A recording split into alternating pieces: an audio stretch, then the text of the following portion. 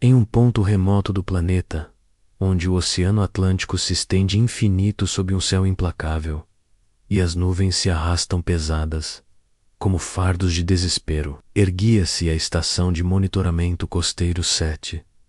Não era uma estrutura acolhedora, mas uma fortaleza de concreto e metal, projetada e construída para suportar a fúria inabalável dos elementos, ventos que uivavam como espectros, ondas que se chocavam com a violência de martelos gigantes, e uma solidão que se infiltrava na alma, sua função primordial, uma promessa silenciosa, a segurança da navegação, era coletar e transmitir dados meteorológicos cruciais para as complexas previsões marítimas. Por anos a fio, através de verões escaldantes e invernos congelantes, a estação havia cumprido seu dever com uma abnegação silenciosa, um farol de informação e razão, em meio à vastidão impiedosa e caprichosa das águas.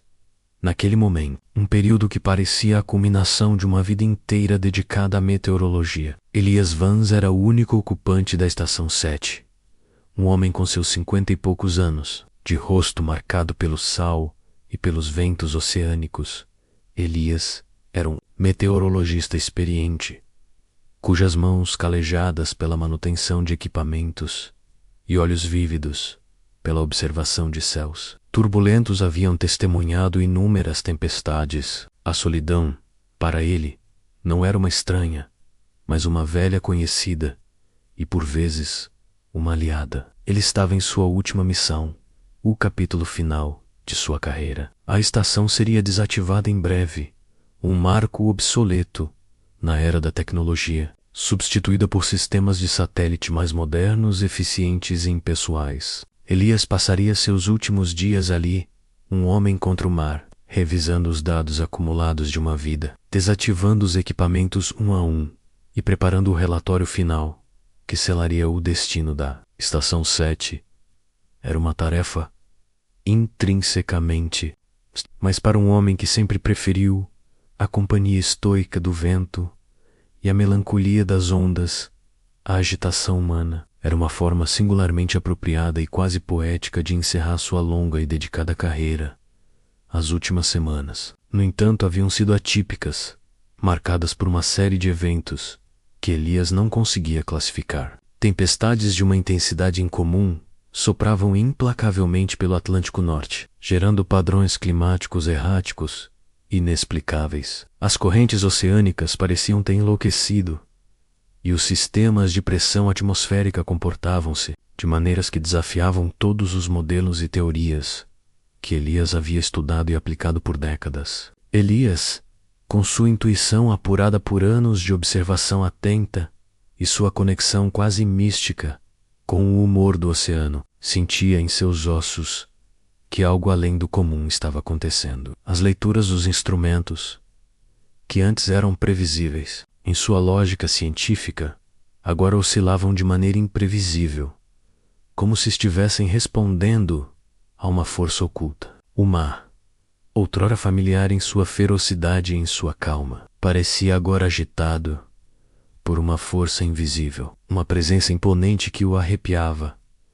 Na sua penúltima noite na estação, enquanto revisava minuciosamente os dados de pressão atmosférica, Elias notou uma anomalia que o fez prender a respiração, uma queda brusca e localizada, seguida por uma elevação igualmente repentina. Não era um erro de sensor, nem uma interferência conhecida. Era um padrão que ele, em toda a sua vasta experiência, nunca havia testemunhado antes. Seu coração, acostumado ao ritmo monótono dos ventos, acelerou. Ele checou e rechecou os equipamentos, com ansiedade mordiscando as bordas de sua calma, temendo uma falha crítica que pudesse comprometer seus últimos relatórios. No entanto, tudo parecia operacional, os sensores respondendo com precisão, as conexões firmes. A anomalia, teimosa e misteriosa, persistia em todos os registros, um fantasma de dados que o perturbava profundamente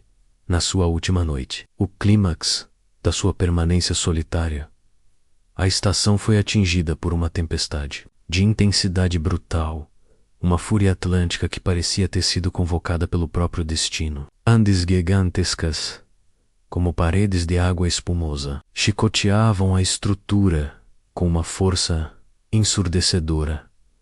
Cada impacto reverberando pelas paredes de concreto. O vento, agora um uivo contínuo e penetrante, soava como um espectro furioso, tentando arrancar a estação de suas fundações. A energia elétrica, apesar dos sistemas de segurança, falhou intermitentemente, mergulhando a estação em um breu momentâneo e aterrorizante, apenas para ser restaurada, aos trancos e barrancos, pelo ronco vibrante do gerador de emergência. Elias, um veterano em lidar com um clima severo, sabia diferenciar uma tempestade comum de algo mais. Ele sentia uma apreensão crescente, um frio na espinha, que não vinha do vento gélido, mas de uma sensação visceral. Havia algo diferente nesta tempestade, uma ferocidade implacável, quase consciente, que parecia ir além das forças naturais.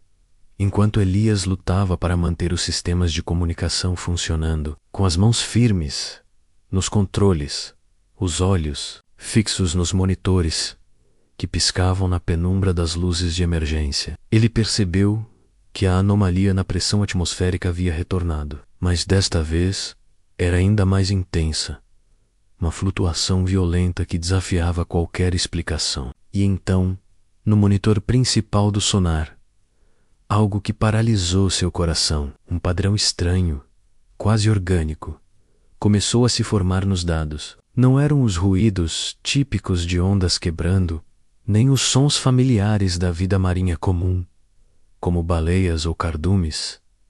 Eram pulsos claros e regulares, rítmicos, como uma batida colossal, mas abafada, vinda das profundezas abissais. Um tamborilar subterrâneo que parecia ecoar o ritmo primordial do oceano.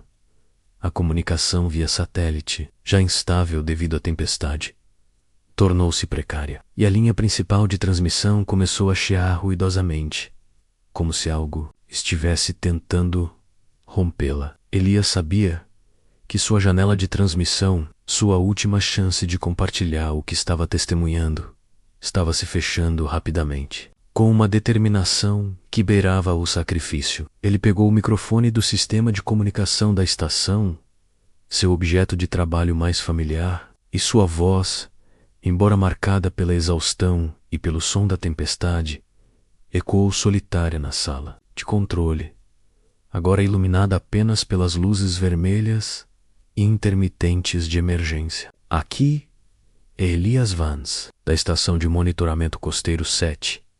Esta é minha última transmissão antes do desligamento final. Sua voz estava notavelmente calma, um testamento à sua disciplina e à sua longa relação com o perigo, apesar da violência ensurdecedora da tempestade que sacudia a estação até seus alicerces. Detectamos fenômenos climáticos atípicos nas últimas semanas, anomalias significativas e sem precedentes na pressão atmosférica. E mais perturbador, padrões sonoros desconhecidos e rítmicos vindos das profundezas abissais do oceano. Elle hesitou por um instante, um momento de profunda reflexão, olhando para os dados do sonar que mostravam os pulsos rítmicos, cada vez mais fortes e definidos, desenhando um gráfico assustador na tela. Uma verdade indizível parecia se manifestar naqueles padrões. Eu não tenho uma explicação para o que estamos observando aqui, para o que está acontecendo nas profundezas, ele continuou, sua voz agora com um leve tremor, mas ainda firme. É algo que transcende nossa compreensão atual. Recomendo extrema cautela e uma investigação adicional aprofundada, urgente, antes que seja tarde demais. Enquanto ele falava, ondas ainda maiores, mais monstruosas do que as anteriores, atingiram a estação com uma fúria calculada, fazendo a estrutura inteira vibrar violentamente, gemer e ranger como um navio à deriva. O gerador de emergência, que havia lutado bravamente, tossiu uma última vez e silenciou, cortando a luz completamente. A escuridão total engoliu a sala, pontuada apenas pelos clarões intermitentes dos relâmpagos que iluminavam brevemente a fúria apocalíptica do mar lá fora, revelando um caos indomável. O microfone, ainda nas mãos de Elias, perdeu o sinal. A última transmissão da estação de monitoramento, Costeiro 7, silenciou para sempre. O silêncio que se seguiu ao corte da energia foi ainda mais opressor do que o rugido da tempestade. Um silêncio pesado e absoluto. Apenas o som incessante e agora abafado das ondas quebrando contra a estação. Uma sinfonia da destruição podia ser ouvido. Ninguém responderia àquela transmissão. No fundo insondável do oceano, nas trincheiras abissais onde a luz do sol nunca alcança, os pulsos rítmicos continuavam, inabaláveis, indiferentes à tempestade na superfície, aguardando o despertar de algo colossal e adormecido nas profundezas mais escuras. A estação solitária, outrora um farol de ciência e segurança, agora era apenas um espectro engolido pela vasta e impiedosa escuridão do Atlântico, levando consigo a última mensagem de um homem que testemunhou, em seus momentos finais, algo que o mundo, em sua complacência, ainda não estava pronto para entender ou confrontar. O mistério permanecia nas profundezas, silencioso, ameaçador e à espreita.